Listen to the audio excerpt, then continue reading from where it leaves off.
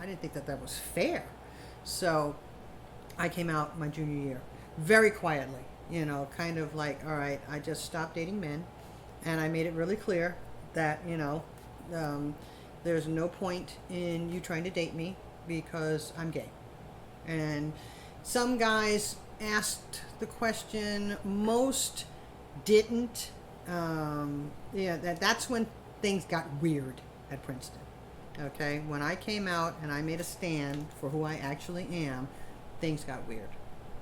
Um, whether it was because I was officially no longer part of the crew, they decided.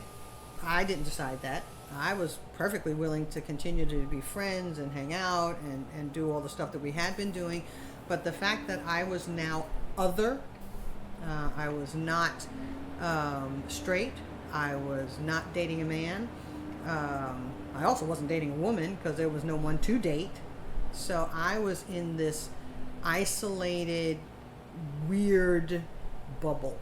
So the guys the women and the men that knew me from my class, freshman and sophomore year, things got weird.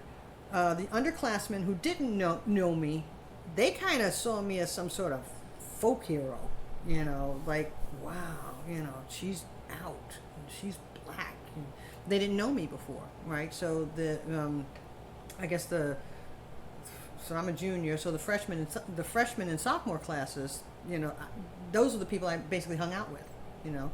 I no longer hung out with my class or the class ahead of me. Not really. There were a few people that were really, really cool that didn't care, but for the most part, my compatriots, my classmates, they just got weird. So that's when I had to actually take a stand for who I am in the world, starting my junior year. But I couldn't see doing it any other way. I couldn't see faking it. I couldn't see dating a guy and then, ultimately saying, well, you're really, really cool, but I'm in love with her, right? So, yeah, that's when I came out. I came out officially to my parents. When was that? Yeah, that was end of junior year as well.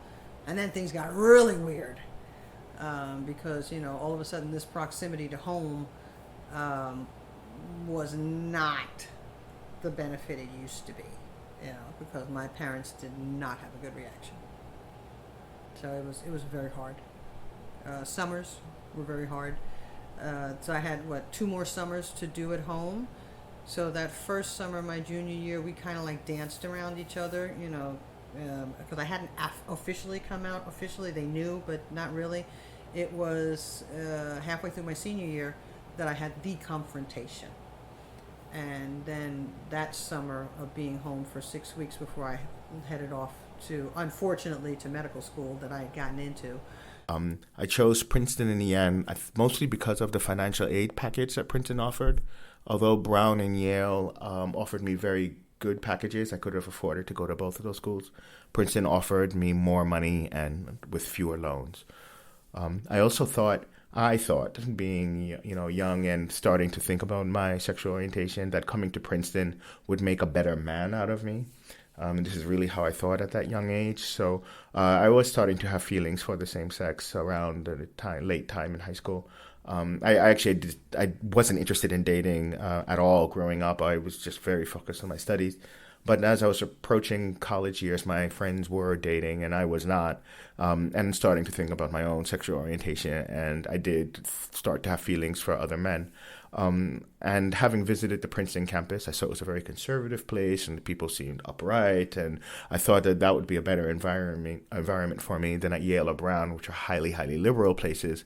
And I remember visiting both Brown and Yale and actually meeting gay students and being very frightened of them, actually, and saying I don't want to go to school with such people.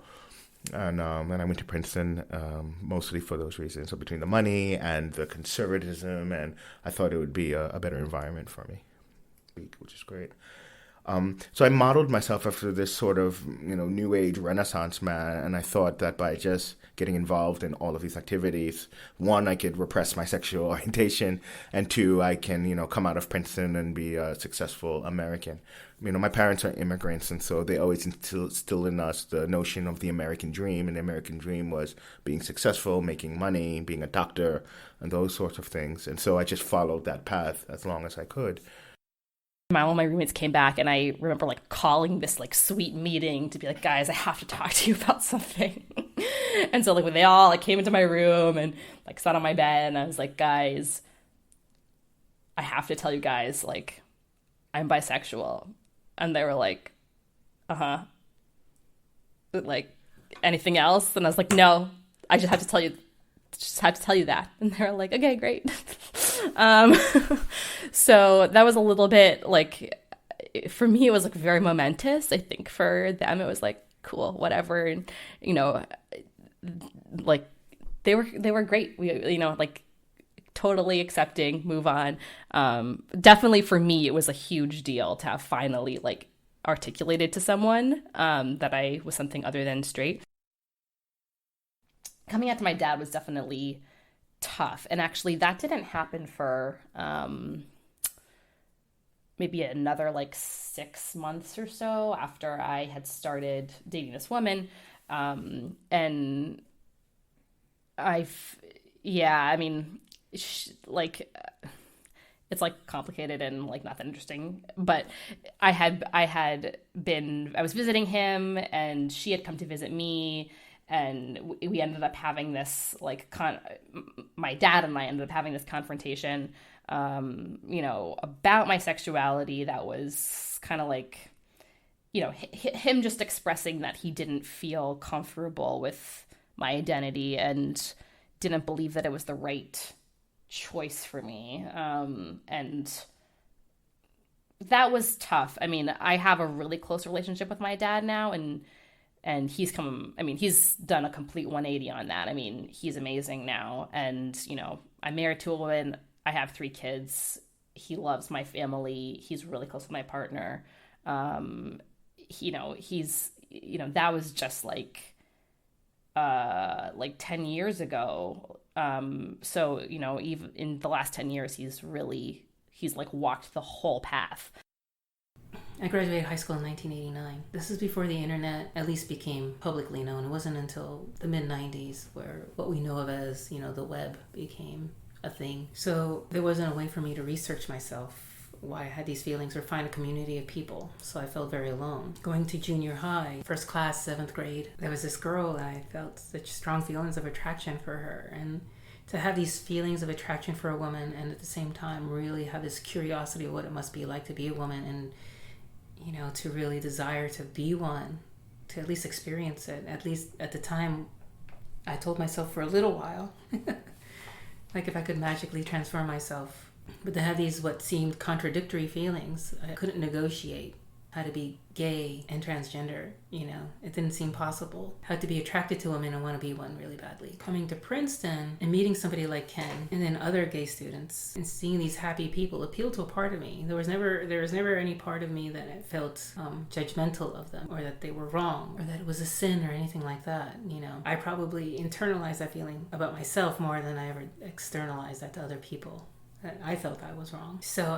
But it didn't give me the courage though to come out myself, because like I said, I didn't have the language to express who I was. And part of the problem was Princeton was still centered, at least the Princeton community, the student community was still centered on gay and lesbian, a little bit bi, we had things like Gay Jeans Day and things like that. And I would wear jeans on those days. But I don't really recall the word transgender really even being used in these spaces. If they had been, I think maybe I would have identified more with that. I mean, I knew that transgender existed.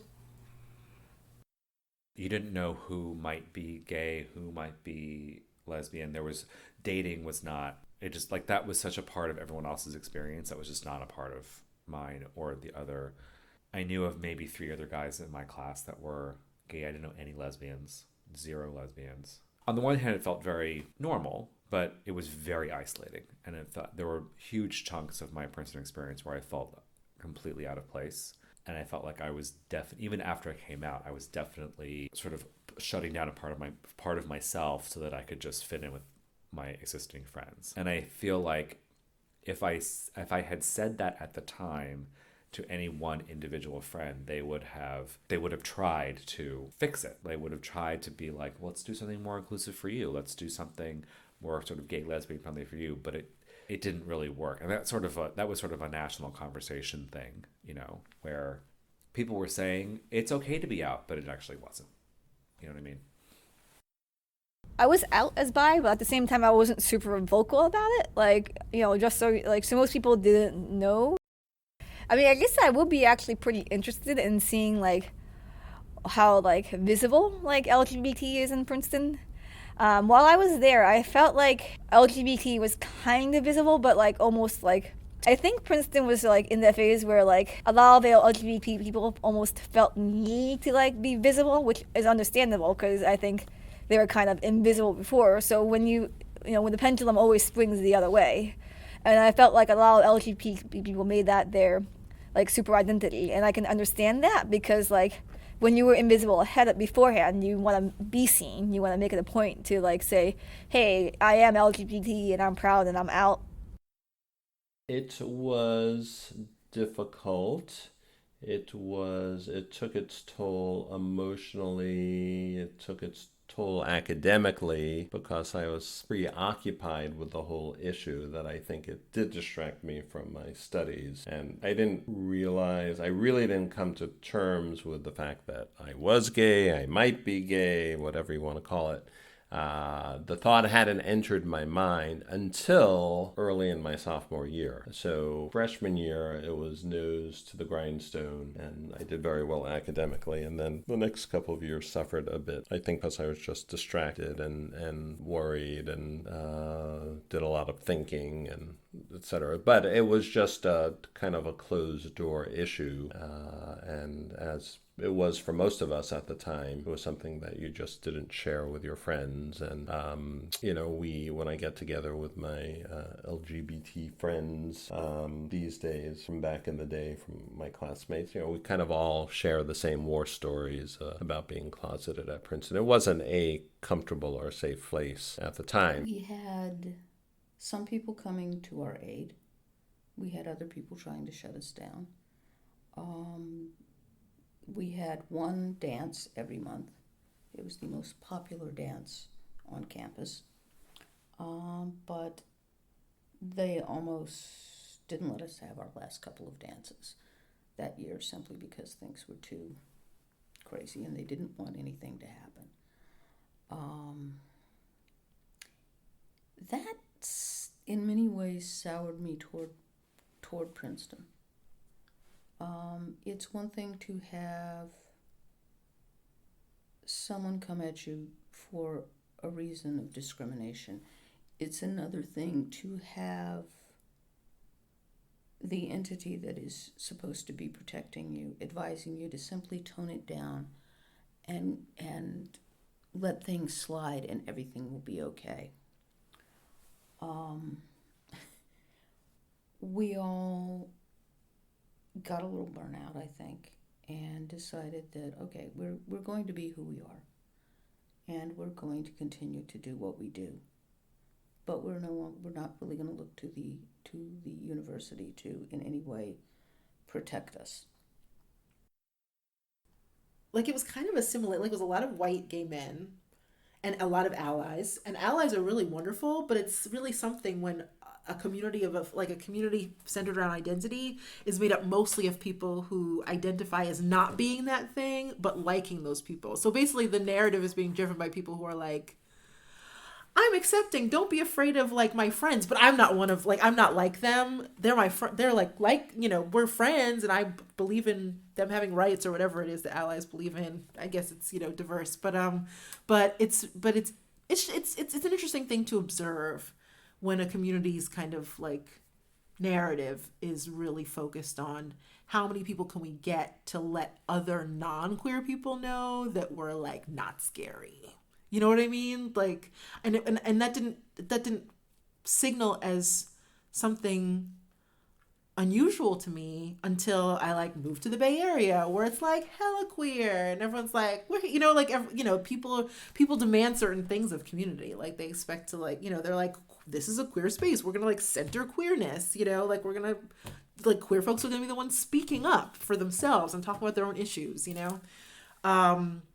We're gonna, and folks can sort of bring their full identity, you know. They're, you know, I discovered the concept of like intersectional spaces, like queer Black women spaces, or like queer women of color spaces, or just queer of color spaces, holding all those different parts of your identity. Here it was like gay, like it was gay community. It was not like queer and diverse necessarily. Like it was like gay men and like some few lesbians.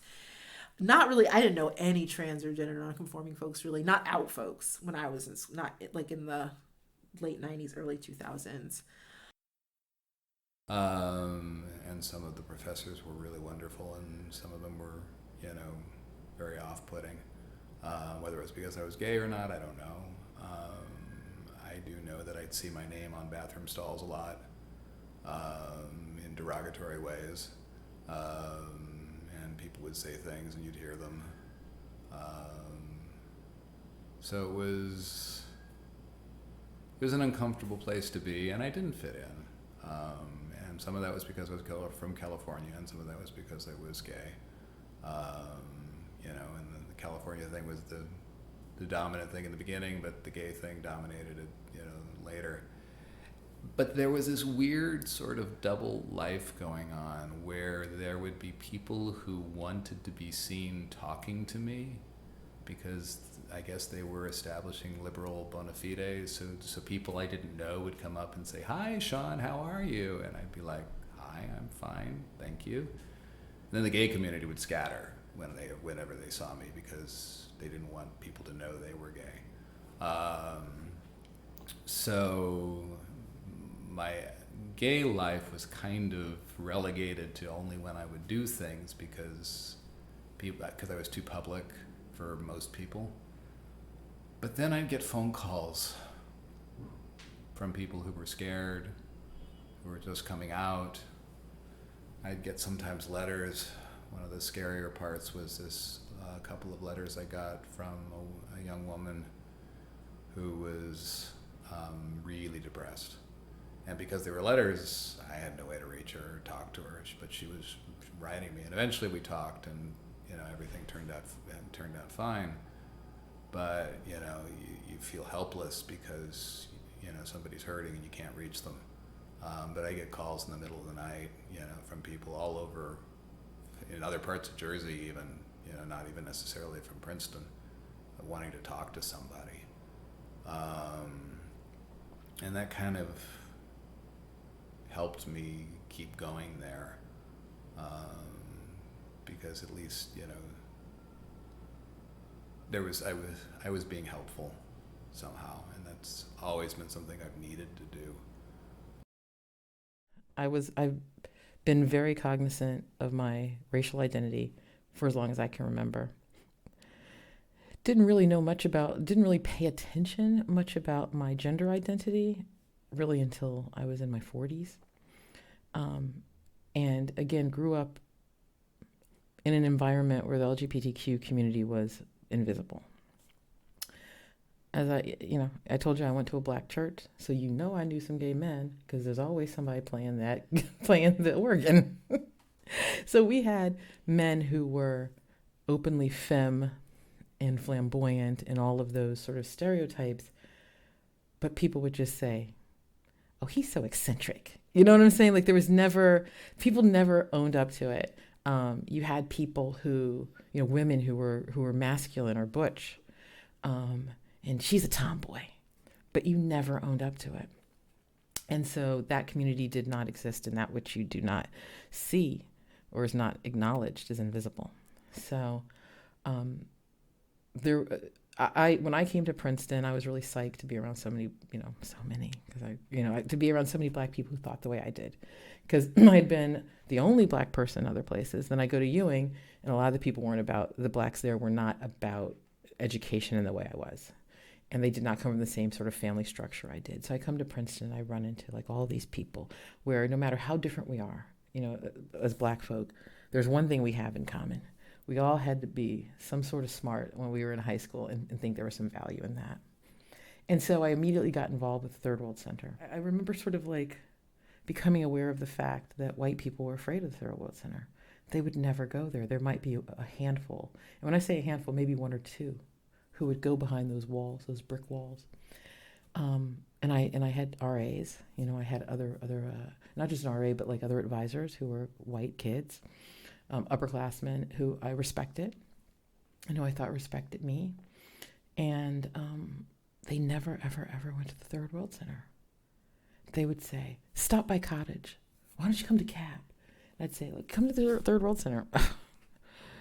No, I'm not going there. Like, it was as though there was something. And if people didn't want to come to where we were, and what are we, that scary? Are we that different? I remember feeling like, don't open your arms and say, come to me, because you're making me leave behind me. Let's meet in the middle. And I didn't see that. So when I became an RA, I was selected to be an RA. I thought it was a real honor. And I had heard a report that 10% of all people were were gay. Again, I say LGBTQ. That's so, like, it was gay back then. It's like 10% of gay were gay. And then I said, I don't want to be like my RAs were. I don't want to be somebody who's like, who doesn't meet people where they are. So I want to find out what this community is, where it is. Where do they go? And so there was only one out guy I knew. His name was Sean Coles, Cowls. So I knocked on his door one day and I said, I'm going to be an RA. Can you please expose me to the to the gay community? And he and I became friendly. And I would go to his room and I was fascinated. He had a poster of a boy up in his room. I'd never seen a guy who had a poster of a boy. And let's be honest, his poster was different than a poster I would have, because being sort of like a sophomore, being like a 19-year-old girl, my interest was romance. He's so cute. Whereas he had a picture of a man in his room. So as many 19-20-year-old men, his interest was more sexual. And so just as I think some white people, or people of any group, when you really want to get to know another group, there's going to be things that are going to make you feel uncomfortable. Well, anyway, he invited me to go to a Gay Alliance of Princeton meeting, a GAP meeting. I think it was in the basement of Dodge. I went from Princeton, which is light and bright and, all of that, to the basement. And it was dark. It was secretive. It was like another world. It was literally like a subterranean world that I didn't know existed. And he brought me in. And now as an older person, I realized, boy, he should have told people I was coming, because people freaked out. They didn't want me. They didn't know me. They didn't want people to know. These were closeted people. And he was the president, and also had the distinction of being the only out person. And he said to them, Rhonda's cool. Rhonda's cool. And he told them why I was doing it. And he told them that I could be trusted. And there were no women, no lesbians. Let's be clear. The lesbians didn't exist until Ellen. So there were no lesbians on campus that we knew of. And I did not at all think about lesbians. I was only thinking about gay men. And the meeting was shocking to me. It was very sexual. It was about how to be safe sexually. It was about this new, it was about this new epidemic. And just about how to be safe and don't take poppers, because poppers then make you want to have really make you want to have sex. You'll be a little bit out of control. And then they were talking about different sexual things like practices. Let's put it that way. And I'm sitting there and I'm listening, and it was like a different world. Yeah, so it wasn't super frequent, but in 5th grade, 6th grade, 7th grade, there were a lot of comments about, oh, well, you're doing this because you're acting like a girl, or if you're singing a song like this, that's something that a girl would sing. So it's a mix of me not conforming to traditional norms of masculinity, and then also a mix of oh, well, maybe you're gay. And at the time that I was growing up, I definitely conflated the two. Of acting like a girl with being gay. Some people would say it as like just an observation. Other people, there was this undertone of like, that's wrong, you shouldn't be doing that. And then sometimes people will say it about other smart black guys too. And so that's why I was just kind of like, oh, well, whatever. I wouldn't call it bullying for my dad, but there was also a similar response from him with some things I would do as a kid. I remember I told him my favorite color was light blue, and he said, that's girly. I loved Alice in Wonderland as a kid, and I would roll up my socks like I was a little princess, like Alice in Wonderland. And he was like, what are you doing? Like, that is not okay. I tried braiding my cousin's hair because I thought it was okay and it was cool. He like yelled at me. He was like, that is not what guys do. Whenever I tried to say hi and wave with a big smile, he told me that's not how I should greet other people and that I should do a head nod, which is typical of black men. I think it's hard to look back and realize that like so much. It's hard for me to look back on my life and realize like so much of what I was doing was based off of like not lies in the sense that like I was lying to myself, but lies in that like, oh, society told me these things and I'm like functioning based off of this, and no one told me or showed me really that like anything else could exist, and now I'm like having to learn this for myself, and that was like a really, really painful process. I think one thing I didn't mention too was like I like went to the counseling mental health center when I was a sophomore in the spring, I think, and then I also ended up going my senior year for like slightly different reasons. But I know like the first time I went, I did not feel like I could talk to the person that I saw like about anything real. And that sucked. I definitely felt very isolated in all the things that, I mean, I felt like I could talk about, like I definitely was talking about like the racism with whoever was listening, like with my friends who weren't at Princeton, my parents, like whoever, but when it came to like gender and sexuality, I definitely didn't feel like I could talk to people. Like I definitely could. I remember like I was like, I'm gonna go to the like counseling center because like I feel horrible. I'm gonna go, and I got there and I was like, I cannot tell this woman like what I want to tell this woman because I don't feel comfortable or safe or any of those things. So there was always this sense of kind of being apart, you know, if it was because of that, moving around, or this thought process of being gay, or this experience of, you know, being ostracized because African American, there was always this sense that I was kind of apart. And I didn't deal with that for a long time. But it was always kind of there until really...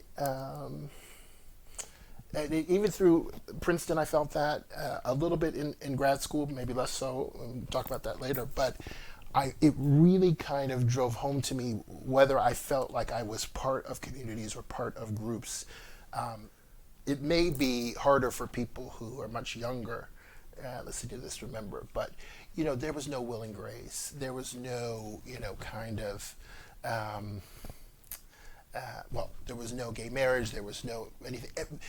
Gay was a punchline, you know what I mean? Like if you did see a gay person in a sitcom or a movie, it was a punchline to a joke, or it was kind of a caricature of what it meant to be gay. And so that, plus growing up in a military Catholic, you know, household, you know, and as the eldest son, I kind of just felt like, you know, it was kind of expected of me to kind of grow up, get married, and have kids, and just do, you know, what my parents and grandparents and great-grandparents had always done.